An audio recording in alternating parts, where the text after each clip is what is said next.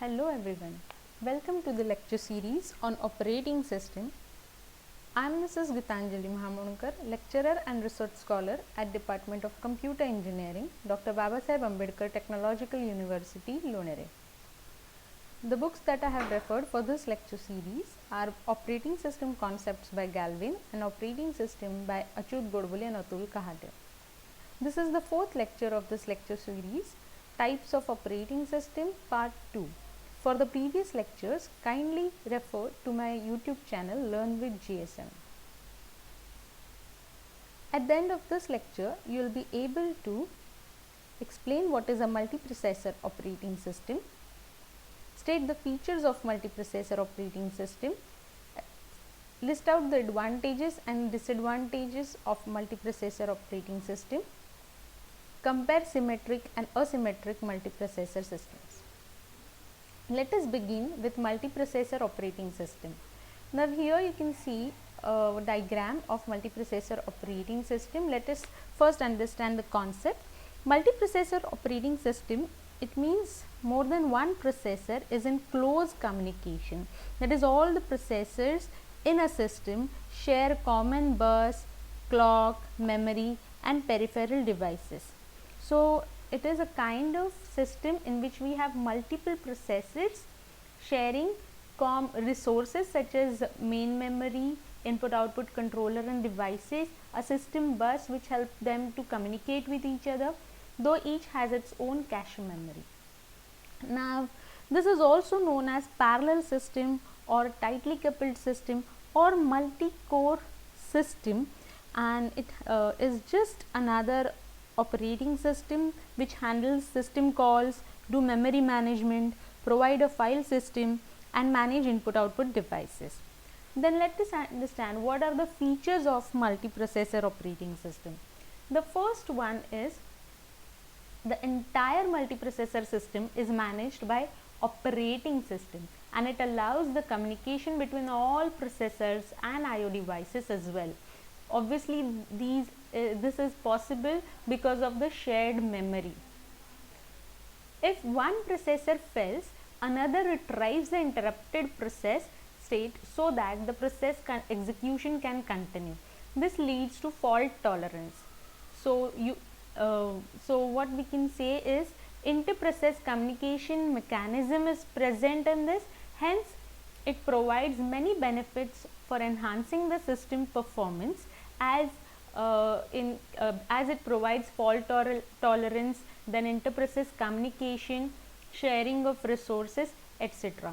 The main objective of multiprocessor operating system is to provide a reliable system, okay, because it is a fault tolerant system, and also to speed up the processing by providing number of processors to process the tasks. Okay. Now the different ways in which multiprocessor systems can be used is like, first one is uniprocessor, that is a single instruction single data, or it is also known as SISD, single instruction single data. It is kind of non-parallel processor where machine instructions are processed sequentially. You can take for example a simple laptop with just one core processor can be an example of multiprocessor, uniprocessor systems, SISD processor system. Then second one is within a single system to execute multiple independent sequences of instruction in multiple contexts. So where you have a system with multiple instruction, multiple data, or MIMD processor. Now this is where you can say you have multiple instructions on different data streams, and that is separate instructions streams are there, each with its own flow of control and operate on separate data. For example, you can take connection machine.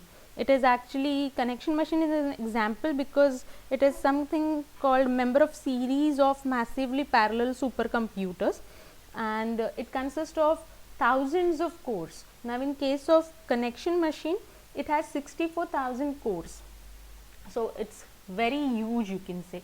So none of our normal laptops and all can be considered into this category, though it is you can have 2 core, 4 core, or possibly 8 core processors. Okay, even then we can't say ki our machines are MIMD kind of systems. Okay, so because the supercomputers come under this category. You can take for example Raspberry Pi supercomputer, which is inspired by connection machine. Okay, so that is an example of MIMD. Then you have next such as a single sequence of instructions in multiple contexts. When you have 2, 4 or 8 core machines with along with GPUs on modern computers, you can say it is an example of single instruction multiple data, or SIMD.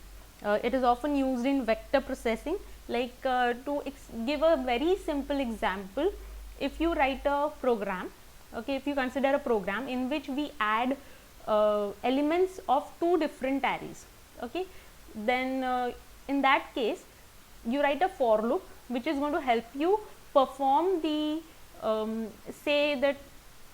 perform the task of adding a of I, means a is an array and b is an array, then a of I plus b of I. Perform this same set of instructions, single instruction, with different elements. Each time you have different data to work on, then it is called SIMD,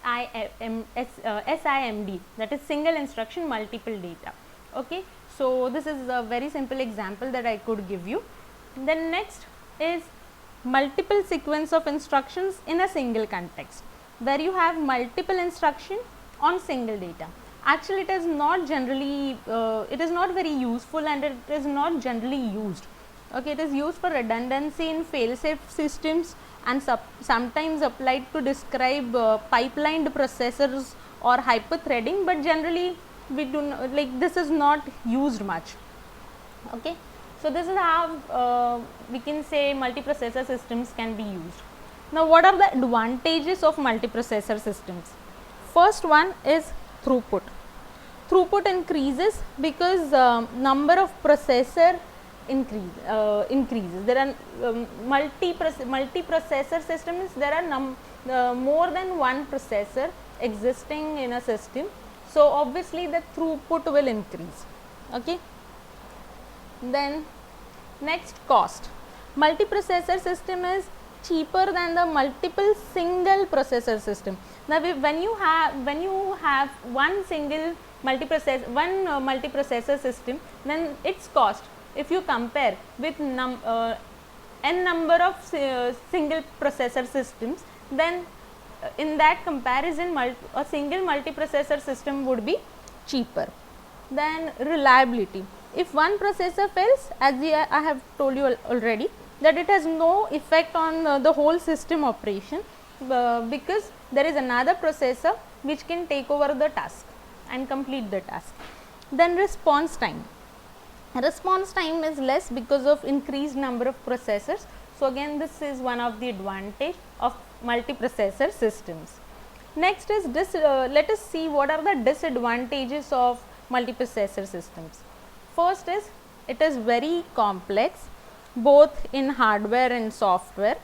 Okay. Then you have the cost. Now earlier I had told you that the advantage of multiprocessor system is that if you compare buying one multiprocessor system against buying n number of single processor system, then the cost wise multiprocessor system is cheaper. But if you compare the cost of one single processor system and one multiprocessor system, then obviously multiprocessor system is a bit costly. Next, additional CPU cycles. Now additional CPU cycles are required to manage the cooperation, so that per CPU efficiency, so what happens, per CPU efficiency goes down because you need additional CPU cycles to manage the cooperation between the processors. Then large main memory. Obviously because you share the main memory, okay, between the processors, then a large main memory is required for the same. Next is types of multiprocessor systems.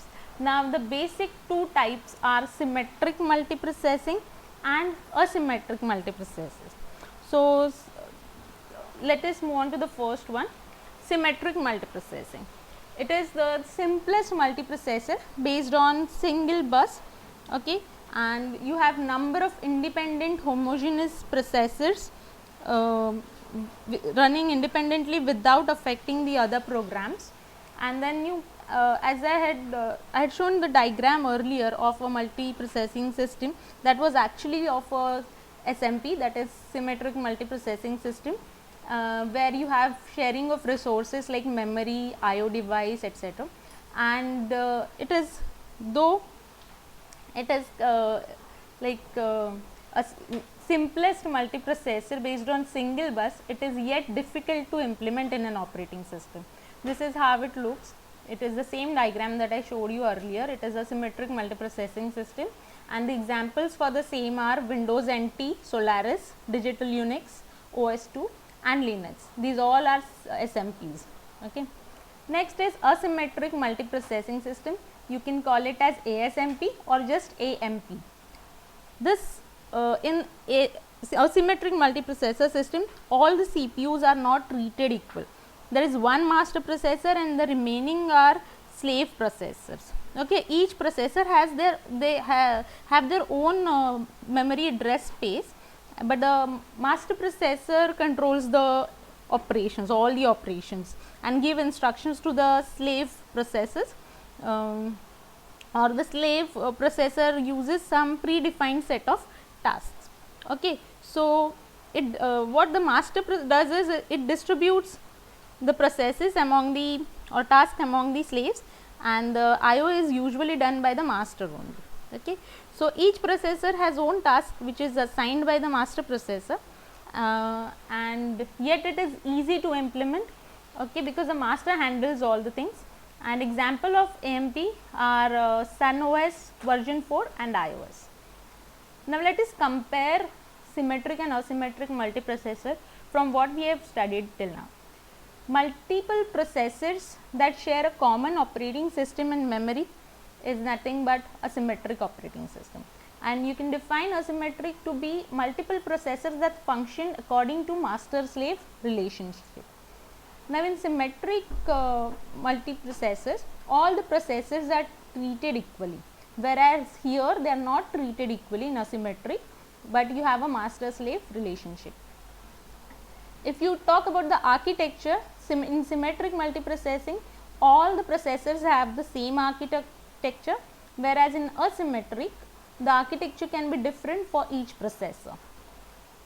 In symmetric, the processors take processes from the ready queue, okay, and whereas in case of asymmetric, the master processor assigns processes to the slave processors. Okay, and in symmetric, the processors communicate with each other by the shared memory, and for asymmetric, the processors communicate with the master processor.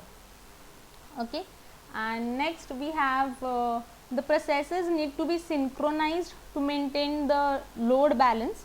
Hence it is complex, as I had mentioned earlier. Symmetric is a bit difficult to implement because the processors need to be synchronized to maintain the load balance, whereas in case of asymmetric, the master processor accesses the data and everything, so it is simple to implement.